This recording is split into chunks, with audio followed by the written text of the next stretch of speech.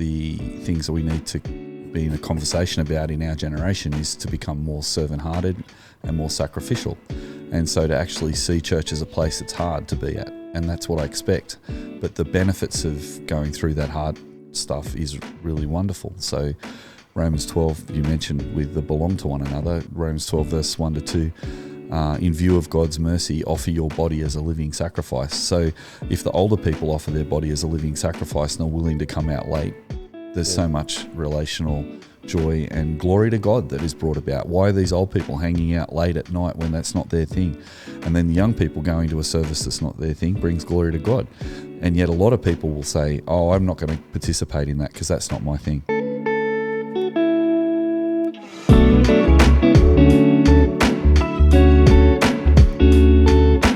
Welcome back, everyone, to the Shock Absorb podcast, and my name is Joel, and I'm joined by our regular co-host Tim and Stu. Welcome. Welcome. How are you? I'm in. Hello. Oh, hello. Thanks for welcoming in to the podcast that I'm hosting as well, but I appreciate it. Yeah, going well?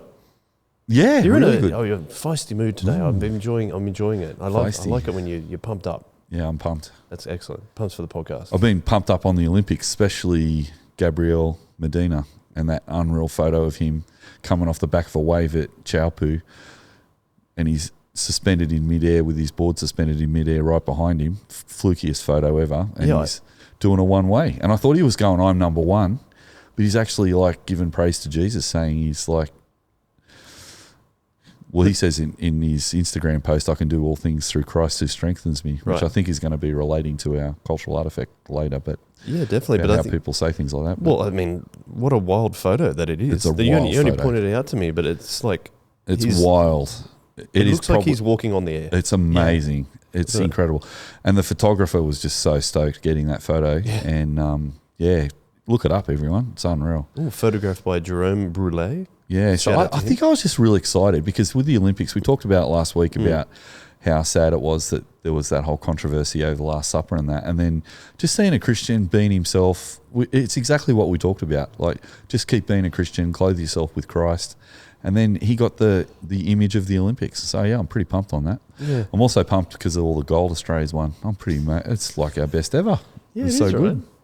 Yeah, it's and the women, mate, there's so many gold. The women have just... in the Australian teams, so exciting to see so many women. Crushed it.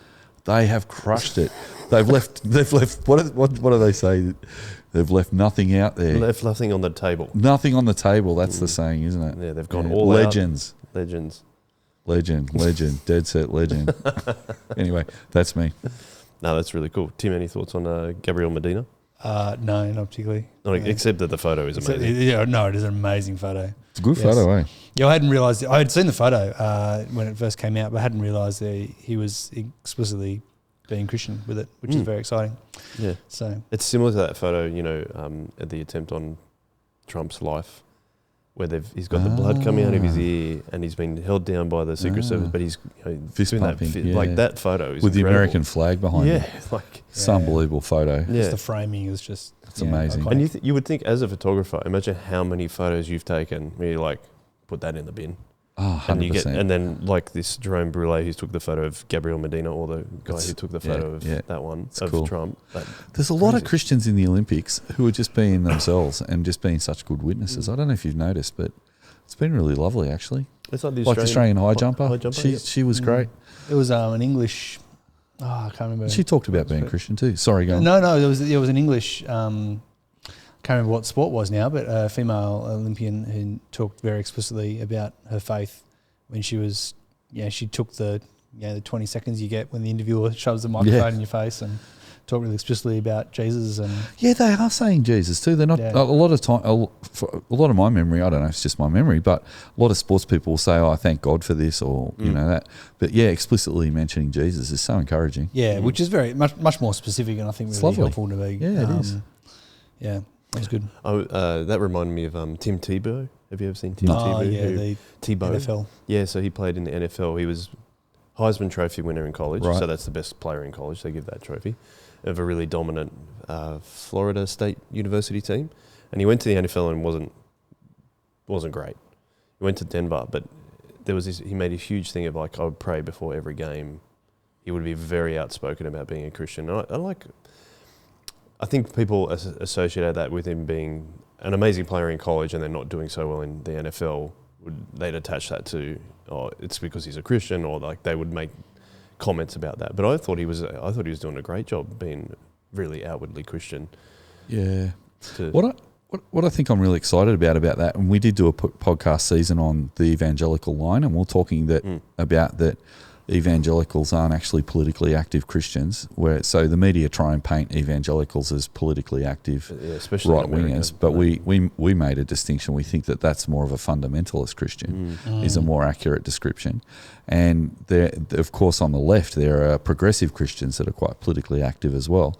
But I'm loving in the Olympics in the noise of all the politically active Christians who are saying stuff about things, that there's these evangelicals that are just, I just ran a good race, I'm just so stoked to be a Christian, and I really love Jesus, he's awesome. And it just, there's a really nice evangelical way of just saying, hey, recognising that they love Jesus and just sharing it so naturally. And actually that's a really cool form of evangelism, I think, like pre-evangelism maybe, just talking about how pumped they are to be a Christian. And it's like being confident Christians. Like that's what I was going to say. Yeah, it's very, like what we've talked about a lot. It's just it's not anxious. It's not defensive. It's just, this is who I am. I'm confidently here in this space. Yeah.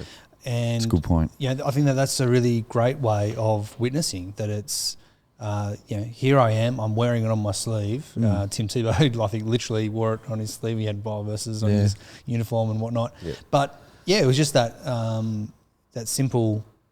It's that simple living. Like it's the living good lives among the pagans and being confidently, you're not hiding it, but you're not being super confrontational about it either. It's just, this is who I am. So of course it's going to naturally come out when I have a microphone thrown in my face. I'm going to say who I am and who Jesus is, because he's Lord. And whether I'm an Olympian or a plumber or a teacher or a lawyer or a garbage collector, like anything, whatever I am, I'm just really confident about this is who I am. I'm not unapologetic about it.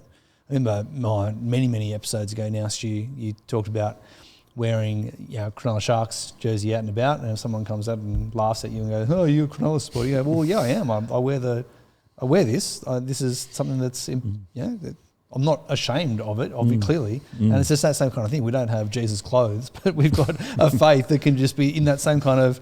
I mean, you can laugh at me all you want if you, but I'm just kind of confidently be a Christian, and that's okay. Yeah, it's funny, isn't it? Because people say about Cronulla, if we've had a loss, they go, "Oh, you're pretty confident wearing that today." I'm like, "Oh, I didn't even think about it. Just I'm a Cronulla supporter.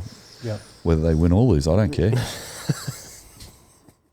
Rugby league supporters annoy me. But with Gabriel Medina, like the IOC said he wasn't allowed to put, you know how he's Brazilian? Well, he wanted to put the Jesus statue on his board, not the literal Jesus statue, because it'd be pretty hard to float Christ that big statue. Christ the Redeemer statue. Be a bit heavy on a board. But what he did, he didn't want to literally put it on the board. It probably wouldn't get much air. That's why he ended up in the air. It was just too heavy. Where did Gabriel go? I think he's on the bottom there somewhere because it's sunk. He wanted to put a really cool graphic of it on his board, and they said, "No, you're not allowed to put that on your board." And then he does this amazing photo. When I first saw it, I thought he was just going, "I'm the best. I'm number one." But he was just on a regular wave, and he didn't even win.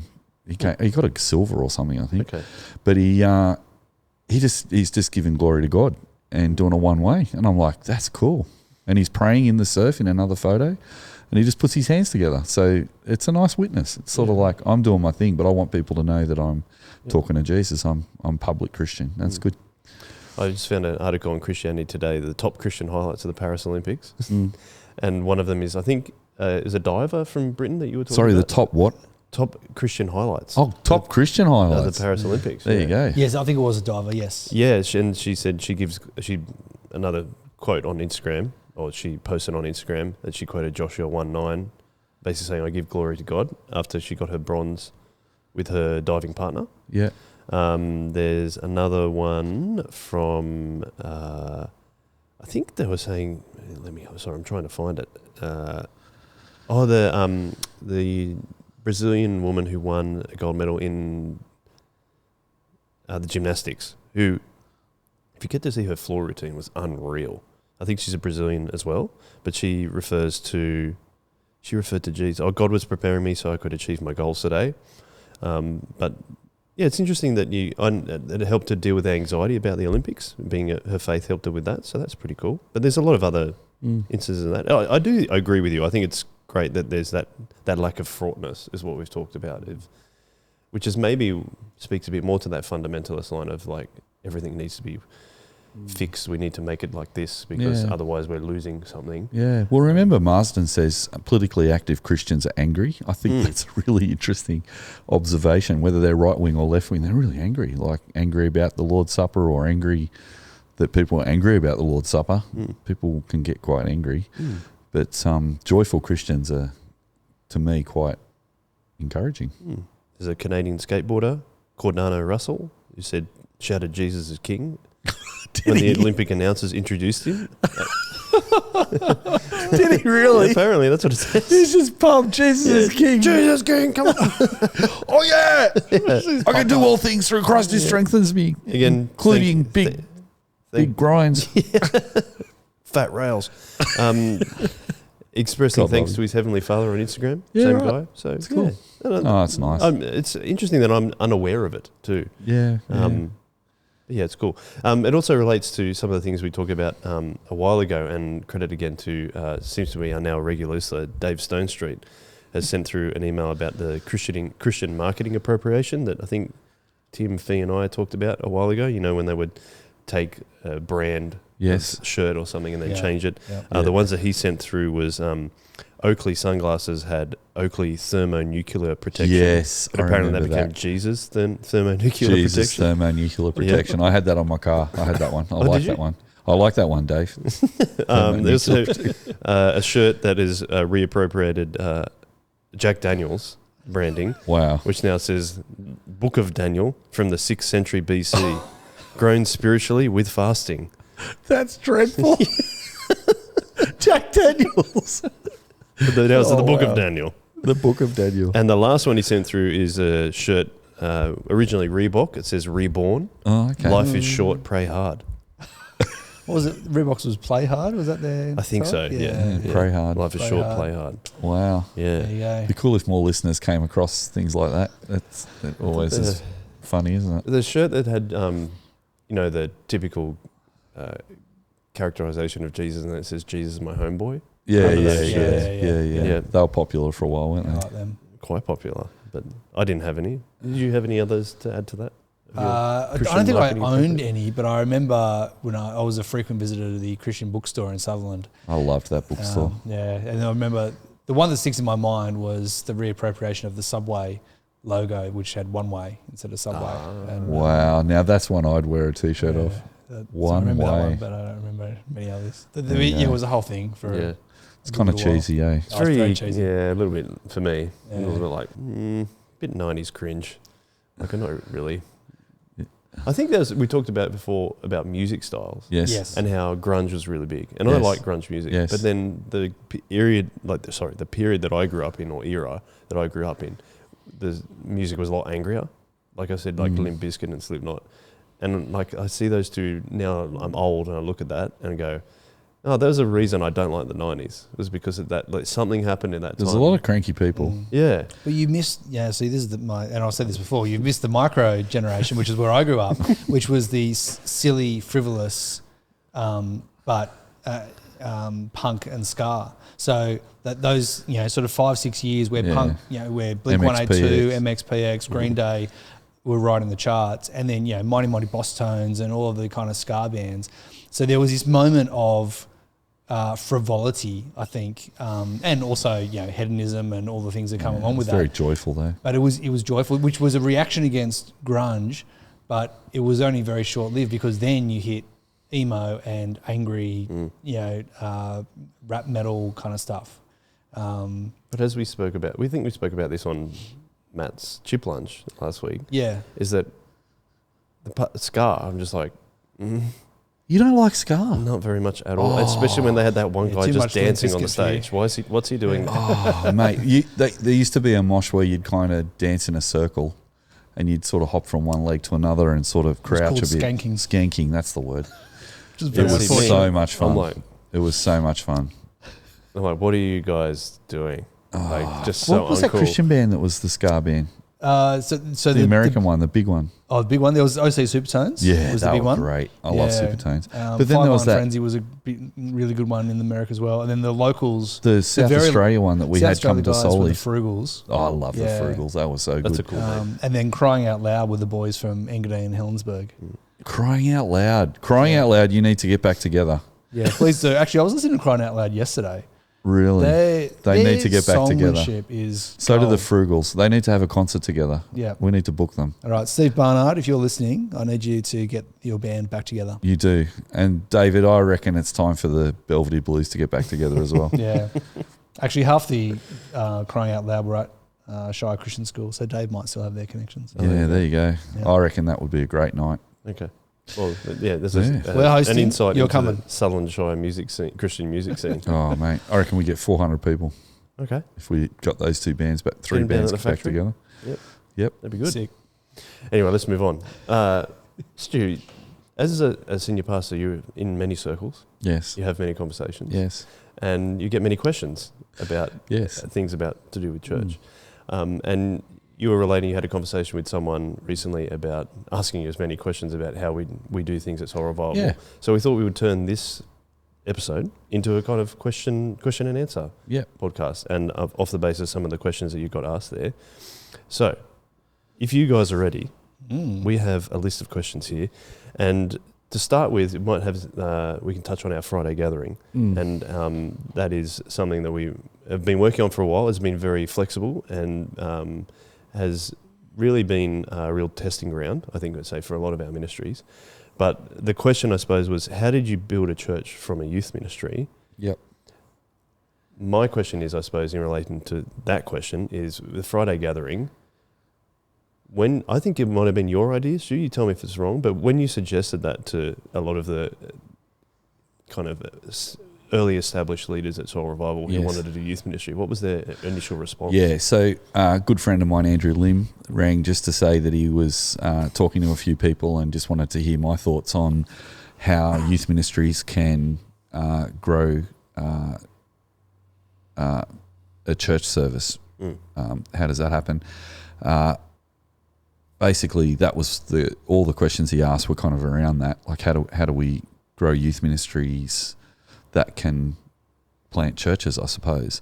For long-term listeners, you'll know that when Soul Revival started, it was after Matt Redman and I left Guymer Anglican Church, and when we were asked by the bishop to plant a church, church planting organisation in the Anglican Church under the Archbishop is called E&C, and the head of that, Archie Poulos and Bruce Hall, approached Guymer Anglican and asked if we could have 30 people come from Guymer to plant a new church.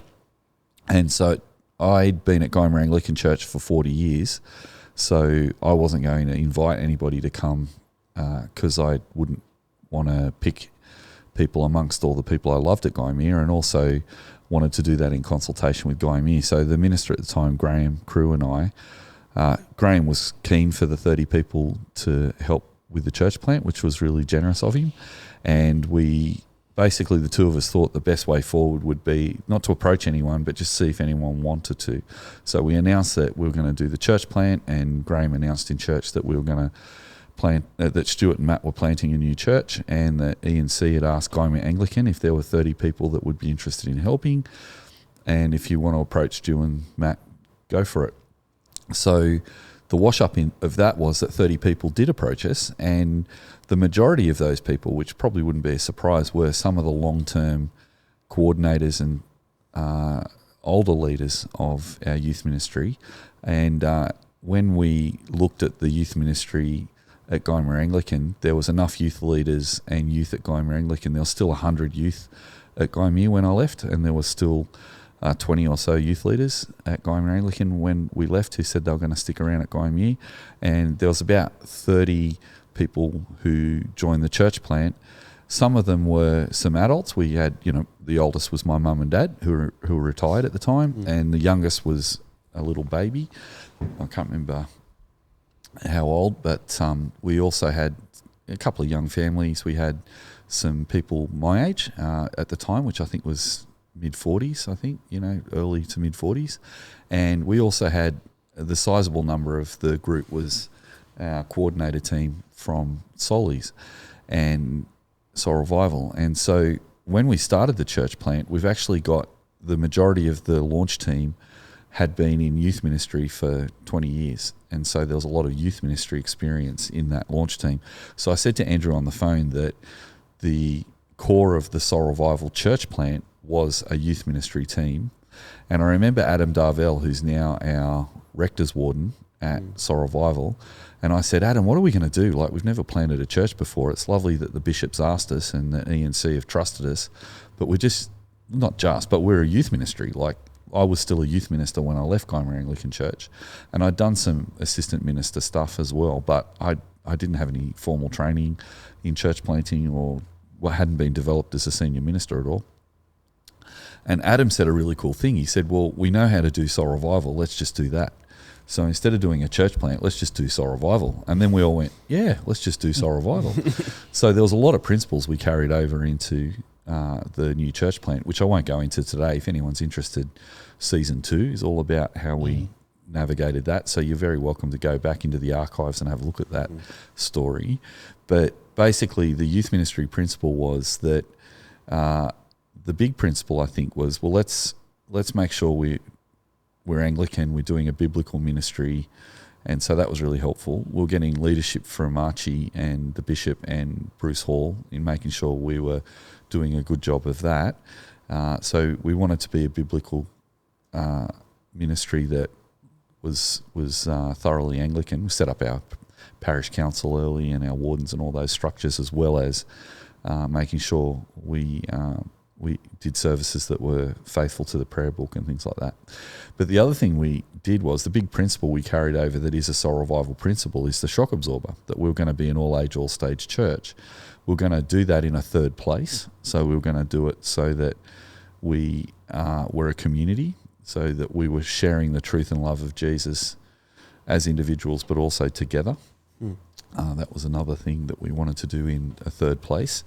But the other part of that was, as we are in the third place together, we are friends for the gospel. That's been a big Soul Revival thing. So I think that was, an idea we had was to, let's be theologically driven as evangelicals. Let's have a strategy that's an all-age, all-stage church in the third place, gathering as friends for the gospel. And then let's be discipling one another to be on mission together. So that was pretty much our framework that we took from our youth ministry, really. But that Friends for the Gospel piece was great because we weren't anxious. There was only 30 of us. We had no money. We had no place to meet. But we weren't sure if anyone else was going to join. We were going to try and be a church plant for people who don't go to church. And so we were hoping to have unchurched and de-churched people come along. And sure, there was some transfer growth there we expected as well, but we really went about it as friends for the gospel, and if anybody came, that was a bonus. And so there was a non-anxious beginning to the church because we were just doing what we already were doing in the youth ministry. Because as a youth ministry, the way we do that is we invert that a bit, and instead of running an event for kids to come to, we say the youth leaders are friends for the gospel, and they're leaders first, but they're actually helping the young people to grow up to become their friends. So on a Friday night, our first youth group that started a year into our church plant, because we didn't want to directly compete with Guymer in the first year, so we started the youth group in the second year, which was part of that. But we had 7 of us who said they'd run the youth group with 1 kid. And some people go, that's a bit weird, but we only had 1 teenager, and that was my son Ethan. But the youth leaders would hang out every Friday night, and if teenagers come, it was a bonus. So it was a very, again, non-anxious kind of way of doing it. And it wasn't set up to fail. Like, it's not like we were trying to broadcast this is going to be the next big thing. But it did grow over time, and that was great. But looking at, that first thing I said to Andrew was, as a church itself, we kind of grew out of that, let's be friends for the gospel, and if anybody else comes along, it's a bonus. So there was this sense of, we gather around God's word, we invite people to come, we tell people how much we love Jesus, and put the news out there that we're going to welcome anyone who wants to come along, not a targeted group of people. So that was, I think, the first principle of being a youth group that became a church plant. And then how does it translate in terms of the Friday night gathering? Because was that our second or third gathering we planted. I think it was our second, wasn't it? So we planted our first gathering on Saturday night. Yeah. And the way we ran our youth group was that we said, as youth leaders, let's hang out on Friday night. And then all the youth leaders that then led the youth ministry came from that Saturday night community as a group of friends that, in effect, were really doing two things at once. Our youth leaders were not only running something for the young people on Friday night, but they were also maintaining a peer group for them to grow up into as they got older. So our youth leadership team has those two roles instead of just one role. Because often in youth ministry, we assume kids will integrate into the church after they leave high school, but it's a really big drop-off, and a lot of kids leave the church. Sometimes people try young adults ministries or things like that, but we found that if we go on Friday night and say, hey, we're friends with a bunch of crew on Saturday, and we're friends with you as well, but obviously we're your leaders first and we're friends second, and we're only friends in appropriate ways, obviously, that with safe ministry concerns covered, but we say to the young crew, as you grow up, we want you to be part of us, and we'd love you to know that we're not just running a youth group for you for a couple of years and then someone else will take over. Our youth leaders used to say, we're really keen to try as much as we can to see you through high school, and then when you graduate, we'd love you to be a part of our Saturday night together. So our church plant was a Saturday night. So we in effect established the peer group first, and then planted everything off that Saturday night peer group. So groups of friends went from that peer group to then, and that's why our church is so integrated and connected. Not everybody feels part of the whole, but a lot of people do, because groups of Saturday night committed Christians have gone into planting other things. And we call those committed Christians the commitments. So a commitment is someone who is committed to Jesus and is committed to serving and partnering with Jesus in soul revival on a Saturday night. So if someone's committed to Jesus in that Saturday night ministry, then they can actually start another ministry that's connected naturally through relationships. And so it's not just a name, oh, we're one church because we're all called the same thing. We literally have a web of relationships that connect us together. But we all gather around the Word of God and we all belong because we're Christian. But what we're trying to do with those relationships is express the reality of our reconciliation to one another. We're not building it community, we're expressing the reality of what Christ has done. But a commitment at Soul Revival is someone who says, yeah, I'm committed to Christ, I'm committed to be a child of Christ, and I want to partner with Jesus to build the church, and I choose to be committed in this local church, in this local ministry at this time. And obviously people can and do move on, but while they're in the local church, it's great to be committed to your local church. So we think that word commitments is a good word. So the commitments on Saturday then planted our first gathering on Friday. And so that's probably where we can go in the podcast and explain how we did that, because I think it's a really easy, well, yeah, I will say that actually. It's a really easy approach for churches that are in other areas to do a similar thing, I think, to plant another gathering on a Saturday night through the youth ministry. Which is what we did. So so in summary, we planted the whole church from a youth ministry through our staff. But then when we planted the church, because we have an all-age, all-stage model that is called moderate intergenerational, we want to create spaces where we all are together in non-token ways, gathering around the Word of God, no matter what our age or our background or our culture. But we also want to create spaces for young people to be young as well. And the principle of the Friday night gathering was not to start a youth gathering, but we had planted a kids gathering, a kids afternoon community called Fuse, which Tim can speak to in a sec, that meets first. Then we have a dinner and all the teenagers come to that. And interestingly, the parents of the kids and the parents of the teenagers also often feel comfortable to come to the dinner. And then we have a half an hour service for the kids and the youth and their parents and any other adults who want to come along. And then as the kids go home with their parents, from the primary school kids go home, the youth hang out from 7:30 to 9:30. So what we've got is on a Friday night, we've top and tailed the night with two opportunities for, first of all, primary school kids to be primary school Christians together and youth to be youth together, but then all to come together in an all-age community that is also connected to the Saturday night. Yep. So the benefit of that is when kids turn 16, they can actually continue to stay on Friday night as light leaders, we call them, while they're at high school. So they learn to be a leader. And then on Saturday night, they have a late night after church, which is they've actually grown up into that friendship group that I'm talking about before. We call it late night. But on Friday night, the really cool thing is that we only have a half an hour church service and half an hour Bible study.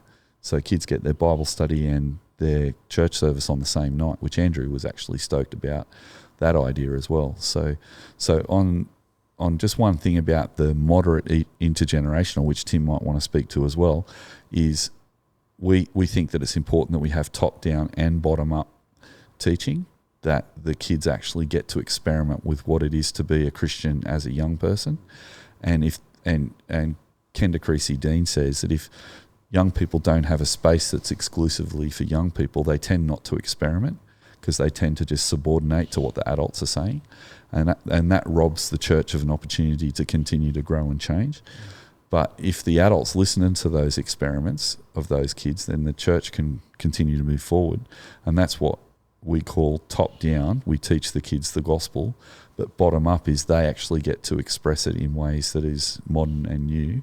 So on a Friday night, the youth and the kids groups are bottom up and top down, and that's what we call the shock absorber, because the shock absorber says that that young people have the cultural agility to help us to negotiate the bumps in the road like a car, the cultural changes, but then a shock absorber needs to be strong and flexible, so that the top down is the strength of the gospel and experience of the older people, and the bottom up is the flexibility. So if a shock absorber is too flexible, it'll break, but if it's too rigid and strong, it'll break. So it has to be a mix of both.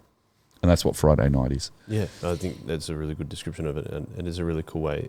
For example, my son goes to Fuse at the moment because he's in year 5. Tim, do you want to speak to that about Fuse is they're kind of almost like the entry point, or it's the beginning of a certain age.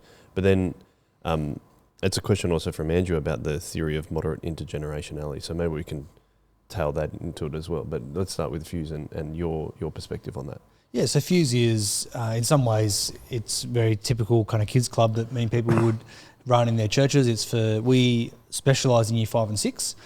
We found through many, many years of doing kids ministry and youth ministry that the broader age range that you have, particularly in primary school, the harder it is to hold the attention and the commitment of all ages, and particularly at the top end. So if you run a 3 to 6 or a K to 6 group for kids, by the time you're getting to year 5 and 6, you're feeling very old in that space, and you'll kind of check out.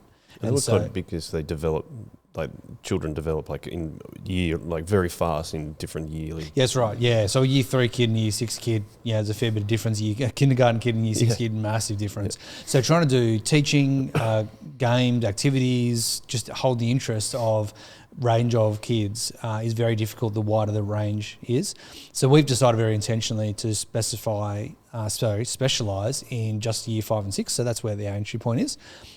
So year 5 and 6 kids, they come and we do all the typical kind of kids club kind of stuff. We read the Bible together, we explore Jesus, we have communication, we do teaching, we have afternoon tea, so all those kind of bits and pieces.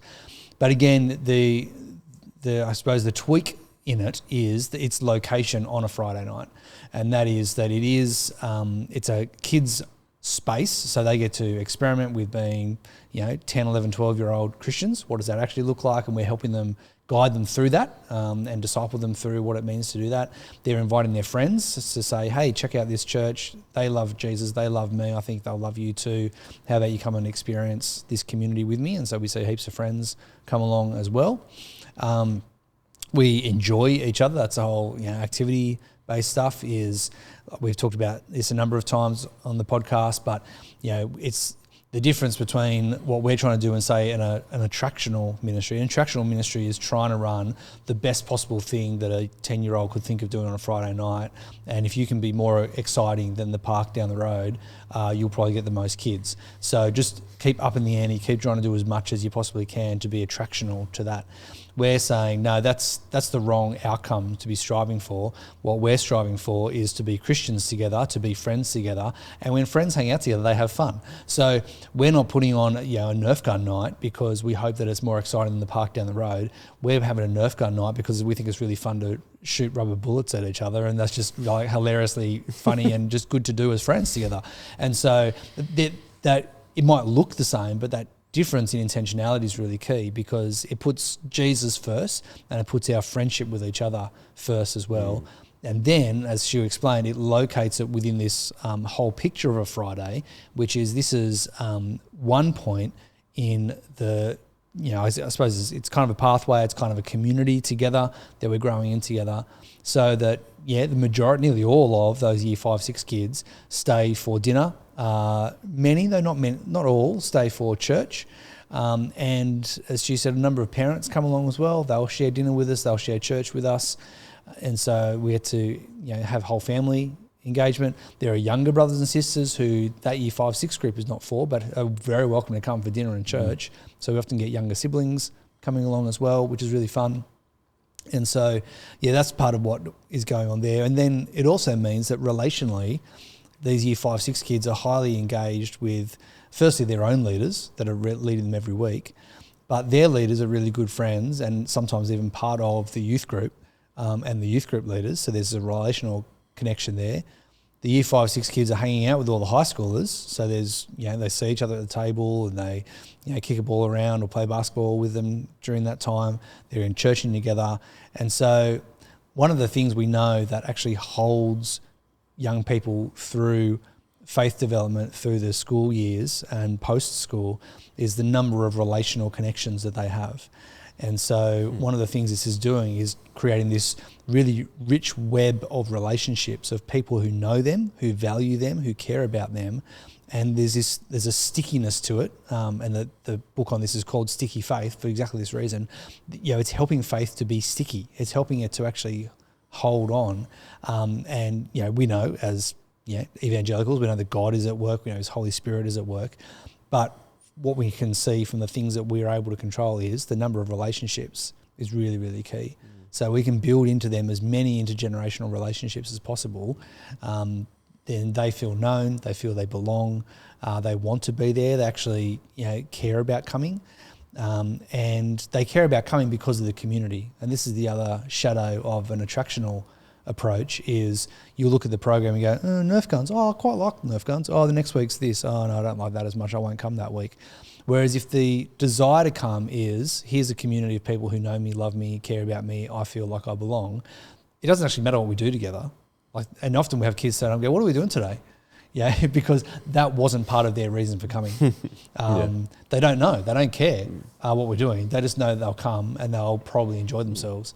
And if they don't know, it's always next week. They'll still enjoy the people they're hanging out with. And that's fine. So, yes, that's all part of what Friday night is from, I suppose, the kids' perspective. Can I just ask you, just before we jump into that moderate intergenerationality, and both of you, I think, can probably jump off this, is there's a Friday night, as we've got kind of those different stages, there's a series of almost natural transitions from one to the other. Did that factor into our thinking of planting that service eventually? And we've learnt along the way, but first of all, to show different age children to go, this is almost like where you can go next when you get older. It's very important. The two things that are really important is that there's Bible moments in each of these sections. Yep. So as well as the Nerf gun fights, the kids are getting around God's word. Yep. And for them, there's no jarring when those moments happen. So within the actual gathering of year 5 and 6 kids, they're all, it's not like they're having fun and someone interrupts, like, I suppose we should have a Bible study now. And, why don't we all sit down? I know that's not what you're here for, but there's none of that. It's like, let's jump on the lounge and open our Bibles. And everyone's sick. And we're all sitting there talking unapologetically, we love Jesus, we love you, and this is what we do together. And when you've got a core of Christians and the non-Christians watch the Christian kids go, oh, cool, they're sitting down. Okay, we will too. So actually in an attractional approach, sometimes funnily enough, it's counterintuitive, but the non-Christian kids can set the culture more than the Christian kids can, because they've just come for the activity, and the Christian kids have got a bit of a chip on their shoulder because they don't want to look too into it because they'll be daggy. But in what we're trying to create is a group of committed Christians who are commitments. They're committed to Jesus and committed to that ministry. And so they're just as keen to read the Bible as the leaders are. So when you hit that sweet spot where the leaders and the kids are partnering with Jesus and they're partnering with each other, that's when it works really well. Yeah. So that's the first thing to say. The second thing is, for years and years, I would be running a youth group on a Friday night, and some of my friends went, well, that's crazy because we're doing Sunday night church and we're doing Friday night youth. Some of my friends used to say, why don't we close down Friday and do what used to be called a no guts, no glory model, which was let's just do a Bible study before church and then the kids go to church. But my take on it was, why don't we have youth group on Friday night when the kids are there and do church on Friday as well? So that's what we did. So our shift was, why get them to come another night of the week when increasingly in our culture, kids are so jam-packed in their lives. They've got sport and music and school and all these other things, working now, all this sort of stuff. They've lowered the age of working, which is killing youth ministry, because a lot of kids' parents are like, well, it's a good thing for you to learn to have a part-time job. And I'm not saying that's a bad thing, but the downside of that is there's another excuse kids have to say, I can't go to church. I've got to work from 14 sometimes, or even, got to work at Macca's at 14. I can't go to youth group. So, that's another podcast maybe on part-time jobs, which I'm not decrying. I mean, both my boys work, they're older now, but I think there's a lot of benefit in saying we recognise you're busy, but we also recognise it's important to spend a lot of time together with Christians. So rather than just shortening down the amount of time kids have to go to church down to an hour or two, we're trying to extend that time, but on one night of the week, so it is accessible.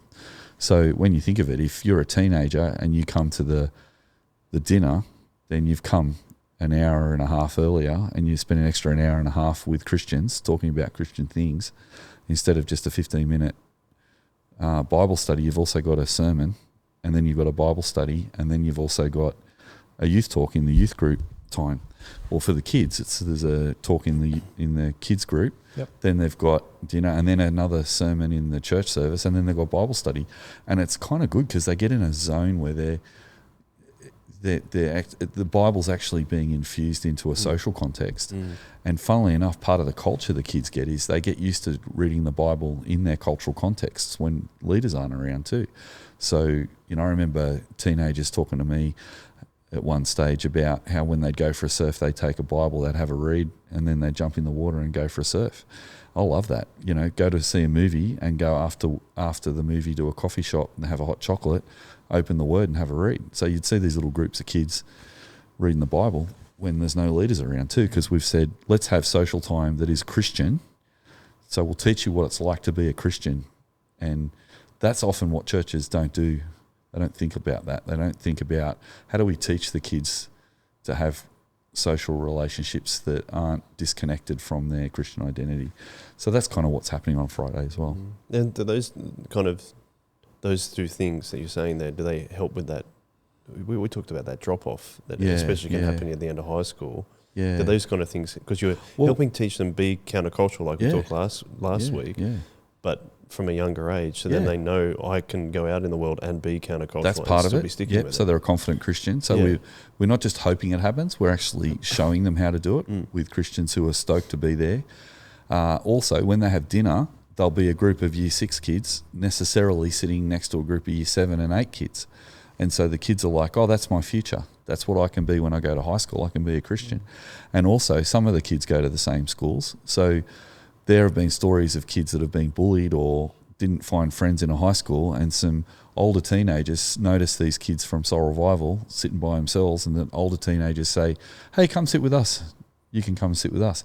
And then all of a sudden, a Year 7 kid who's been asked to sit with Year 9 kids, their social standing goes through the roof because the Year 7 kids go, how come those cool kids asked you to go and sit with them? So that's really lovely when that sort of thing happens. And it goes even into university. I mean, my son Eli's doing engineering at university at the moment at Wollongong, and they've got a campaign at the moment called Meet Jesus, and they've got these mad jumpers that they're all wearing with Meet Jesus on the front. And Elijah says the funnest bit is I'll walk through, Palestinian protesters, and then I'll walk through demonstrators and walk through the international socialists and all these things. But then I'll see a little group of people sitting having lunch together, and they've all got Meet Jesus jumpers on. And that's not the Jack Daniels, let's try and be cool and subvert and deconstruct a secular label and put a Christian meaning to it. It's different. It's like, we're Christians. And Eli says, I'll just walk past them and flash a one way as I walk past them, and they all just wave and flash a one way or wave. And he's, I like that, Dad. I feel like I belong and I'm part of something. There's others that are actually happy to be public Christians too. So it's building that sense it's not like this little enclave or bubble they're coming into on a Friday night. It's equipping them to be living Christianly in the world as well. Yeah. And I think on your point as well, Joel, that the children are coming, and they're, as well as having relational connections with the teenagers, they're actually seeing the teenagers be Christians. So they're seeing the way that they act at dinner and in the church service. And likewise, the teenagers are seeing the young adults be Christians. And this is why that idea that they've come, the young adult leaders, and not all young adult leaders, actually there's some older adult leaders in there as well, which is excellent. They're coming as friends because they love Jesus and inviting young people up into that. So that means that the teenagers on a Friday night are not just watching leaders who are there for a job. They're there to do a task, because I said I'd be a youth leader this year, with all the joy and, struggle that might come with. But they're actually seeing people who are there joyfully because they see them loving Jesus and being Christians really explicitly. And so again, there is that, you're looking up and you're saying, oh, that's what it's like to be a Christian in my next stage of life. And so they can imagine themselves being a couple of years older and still Christian. Whereas often churches have kids club, it's over there, and then they get picked up, and then there's a bit of a turnaround. The leaders pack down that one, they set up for youth group, then the teenagers come, and then the teenagers and then that gets packed down, and then on a Sunday night the young adults might hang out, and they do church but not really in relationship with the kids and youth. So all of these different age groups, when you have this strong homogeneous unit principle where each age group has its own expression of being Christians, they don't see what it's like to be a Christian in the next age bracket until they're actually there with them. And so that's really key as well, that they can see and they're participating in the faith of the older person, which is really, really key. And again, we know that actually helps with faith development. And speaking into it too. And speaking into it, allowing it to shape them. So when you're a year 8 Christian, and you're there on a Friday night, and you've got these really ratty year 5s running around, you go, oh, I can't believe that I could ever be as immature as those year 5. But also, if you're a Christian, you know that you're supposed to love them and care for them, and you actually know that you can help them be responsible in that space and be Jesus' disciples in that space, and you can actually speak to them and they can encourage you. And you're a year 9 and you're struggling, you've got questions, you've got doubts, and you look down and you see the year 6 who is just really excited about Jesus and passionately singing along to the songs, and think, I used to be like that. I wonder what I've lost. I wonder what it is about that year 6's faith that I've lost. What are they noticing or experiencing that I'm not experiencing? So there is this reciprocal, faith development that can happen when you're hanging out with those who are unlike yourself. And I did say earlier that doing church and youth and kids all on the same night is a good way of doing it, but it's not just about efficiency. What it is it's allowing non-Christian kids whose parents don't get church yet to have that experience of church and youth ministry and or kids ministry all in one night. But what we're encouraged by is if there's a kid whose family goes to church on Sunday morning at Soul Revival, we are encouraging them to think about coming to Friday night and Sunday. And when they come to Friday night, they are actually participating in a group that's a bit more bottom up, and they're actually feeling empowered not only to speak into the church, but also able to learn how to read the Bible and to pray and to do all sorts of other ministries on a Friday night. And as they're equipped as commitments to that Friday night, as committed Christians who are also committed to Friday, then we have a program called Light Leaders, so that when they come with their family on Sunday morning, the idea is, and it's not fully developed yet at our church, but the idea is that if they've learnt how to do the sound desk on a Friday night, they can jump on the sound desk on Sunday morning. They can read the Bible on Sunday morning. They can pray on Sunday morning. And that actually really encourages the rest of the adults on Sunday. So they're still part of their family on Sunday morning, and they have that. So in the homogeneous unit principle, they'd leave their Sunday morning service to go to Friday night. Yep. But we're encouraging them to think about, hey, it's actually, if you're in a soccer team, you train on Thursday and then you play soccer on Saturday. Why not think about Friday as your time in training, but also your time with your mates? And then Sunday morning, you're part of God's people gathering in an intergenerational expression that is even more intergenerational often. So we find that's really enriching young people's faith if they can actually commit to that. And that is actually super dynamic, two things at once. Like we were saying with the youth ministry, youth leaders that are creating a peer group that the young people on Friday can grow up into.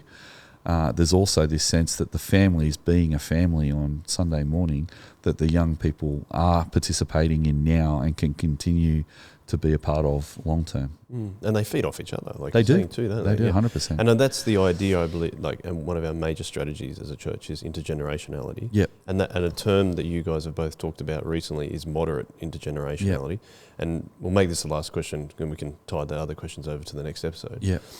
But what does moderate intergenerationality mean? You quickly mentioned it earlier about it's not just a top-down approach, but it's not an only bottom-up approach as well. It's both in between. But how does that actually work? Tim, you had a friend you met in Chicago, and he said he's been writing. You said he's been writing about that. In a sense. Yeah, I think it's a different kind of category that we're talking about. Okay. So that they're relevant conversations, but they're not quite the same topic. So some of the stuff that my friend Robin Barfield and Gareth Crispin have both written about in the UK is about our ministry and how we communicate the gospel and top down, bottom up. We can talk about that at a different point. Actually, I'd love to get them on the podcast to talk about that. The idea about a moderate intergenerational is kind of a slightly different conversation in that it's, I suppose if you're looking at a spectrum, one end you've got a highly homogeneous unit church where you've got age specialist ministries for all of the different ages and stages in life, and the gold standard of that approach, the more your church grows, the more resources you get, the more you're able to break it down into smaller and smaller age brackets. Yep. So you get you might be a small church, you might only have a dozen kids in your kids ministry, so you might only run a K-6 kids ministry. But gold standard, if your church doubled in size, your impulse would be like, oh, great, now I can run a K-2 ministry and a 3-6 ministry. If your church quadrupled in size, then you would go, oh, great, now I can run specific classrooms for K1, 2, 3, 4, 5, and 6. Isn't this great? So I guess it's part of the default lens of a homogeneous unit church that you would specialise as much as possible. I had a conversation with someone just last week.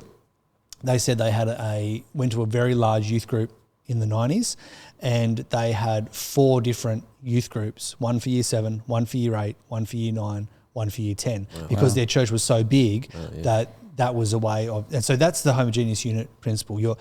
Your success looks like the highest degree of speciality is ideal. Right over the other end, you've kind of got an all-in-all stage all the time approach. And so Mel and Nell... Yeah, inclusive congregational. Yeah, so Mel and Nell... South African theologian, youth ministry theologian, Mel and Nell, talks about the inclusive congregational. And so this is get rid of all children's and youth ministry. The only expression of a faithful church is to be all in, all together, all the time. And so, therefore, you don't run kids programs, you don't run youth programs, you wouldn't run Friday nights at all. You just have everyone in the same congregation on a Sunday. And so that would be sort of a full intergenerational approach. And so I've got a lot of friends who they're trying to work out, okay, how do you do that well? And so they talk about age-sensitive language. They talk about how do you preach in such a way that you can get all ages? Because the assumption is you want all in, all together, all the time. And so therefore, how do you shape all the elements of that congregation and that service to be inclusive and accessible, at least to sort of 7-year-olds and up would be they're the questions those people are asking. We're saying, no, both of those are kind of extremes. And what we're trying to find in the middle is an expression of moderate intergenerationality that says, yes, the faith of the whole church family together is key, and there are things that we will learn by putting all the generations together. So we will try and find expressions for that. How can we find those kinds of things, and how do we do those things well? But as Stu mentioned, from Kendra Cressy-Dean, this idea that also young people need expression and experimentation where they're trying to work out their faith in ways that are creative and new, and experimentation and thinking of those kinds of things. Also, from a development point of view, a 5-year-old, an 8-year-old, a 16-year-old, they're different. And so they have different vocabularies, they have different cognitive development, they've got different moral development. There's all sorts of things that are going on that means you will communicate the same true gospel in ways that accommodate for those particular ages. So therefore, some sort of specialisation is also helpful. And so therefore, what we're trying to find is a way of allowing young people to have their own spaces where they can be creative, experiment with age-appropriate and culturally appropriate ways of exploring faith, but within the context of the whole.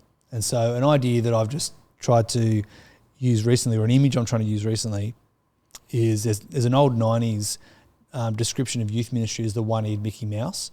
And if you kind of imagine that Mickey Mouse silhouette with the big head and the 2 ears, you got one ear. So big head, one ear, and the guy who coined this was saying this is kind of what youth ministry is becoming in the 90s. You've got the church congregation is the big circle, youth ministry is the small circle. They're kind of connected, and they might be connected through geography, staffing, church budget. But for all intents and purposes, the name of the church, the leaders might be connected between the two. But for all intents and purposes, there is very little relational connection between the youth ministry and the church. And you kind of force this graduation. You graduate out of youth ministry into the local church without having a lot of connection. And as I've been trying to explain this to people and doing lecturing and speaking on this, is I think actually what we need to do is we need to get that small ear, bring it inside the big circle, and make it have a porous border. And I think this is our modern intergenerational approach, is that you can look at this, you kind of got a circle within a circle. The small circle inside your children's and youth ministry, it's still defined. You can still see it. There's still age specialist ministries that allow for targeted ministry, experimentation, all of those joyful things about youth. But you have a porous border because you want high degree of relational seepage, leakage between the two realities, so that when you graduate out of that age-specified ministry, you've already had heaps of relationships between those two, and you're not trying to graduate from a known to an unknown. You're just shaping your key formative time in the Christian church from this reality into the wider reality. But that's it's natural because it's been modelled to you and you've been a part of it actually the whole time. And it kind of helps with those transitions that we talked about. That's right. So for years I had a similar concept. I called it a semi-permeable membrane that people need to be able to move between the ministries effortlessly. And that's why we used to have a thing called the Rello Bash back in the 90s, where we'd invite the elders from the 8:45 service on Sunday morning, who were in a traditional Anglican service with hymns and prayer book and an organ, and invited them to have a party with us on a Saturday night, and they'd all come, and it was hilarious. We had that. But then we found some of the kids would go to the early morning service, not because of the style, but because they love the people. That relational. The relational thing is the thing that makes the porous boundary or the semi-permeable membrane. You've got to help people to have, and how do they do that? They need a third place. That's why we use third place, because that's where the semi-permeable membrane works. Yep. And there's accommodation both ways. So a number of those older saints, to come out on a Saturday night was actually quite wearying for them. Yeah. Some of them found it hard. A lot of them needed lifts because they can't drive confidently in the dark. But they were willing to make that because they loved the youth ministry so much that they would accommodate their own preferences. They'd rather be tucked up on the couch watching ABC, but they would come and they would hang Gardening out with Australia. That's my wife watches that. Yeah. And likewise, the other way. 7:45 service for Karen. Likewise, like for a teenager to wake up for a 7:30 service on a Sunday morning with prayer books where you're sitting down and standing up and which page you're on now and which collect are you reading, and I don't understand where we are in this book. Music that I don't understand and don't resonate with, that's an accommodation. I get told off for wearing a hat as I walk in the door. So both ways had to accommodate, but what was connecting was a love for Jesus and a love for each other that was saying, okay, I'm finding this a little bit hard, but I'm willing to go through it because I am part of this. They are me. We belong to each other. Paul talks about how the members of the body belong to each other, and so therefore it's necessary for me to go and engage with them relationally. And what we saw, which we shouldn't be surprised at, is that all generations grow in their knowledge, love, and obedience to King Jesus, because God has designed us to be intergenerational Christians, and so everyone benefits. And I would add to that's counterintuitive to modern Christians. Yep. Yes, because they're so used to consumer Christianity that is designed for them that it's comfortable. Yeah. But I think one of the things that we need to be in a conversation about in our generation is to become more servant-hearted and more sacrificial. And so to actually see church as a place that's hard to be at, and that's what I expect. But the benefits of going through that hard stuff is really wonderful. So Romans 12, you mentioned with the belong to one another, Romans 12 verse 1 to 2, in view of God's mercy, offer your body as a living sacrifice. So if the older people offer their body as a living sacrifice and are willing to come out late, there's so much relational joy and glory to God that is brought about. Why are these old people hanging out late at night when that's not their thing? And then the young people going to a service that's not their thing brings glory to God. And yet a lot of people will say, I'm not going to participate in that because that's not my thing. So we have a week away as a church where we go away for a week, and a lot of people don't come. Well, not a lot, but some people don't come because they say it's not my thing. I don't like crowds. I don't like lots of people. 260 people going away for 5 days together is not my thing. But that's the point. It's none of our thing.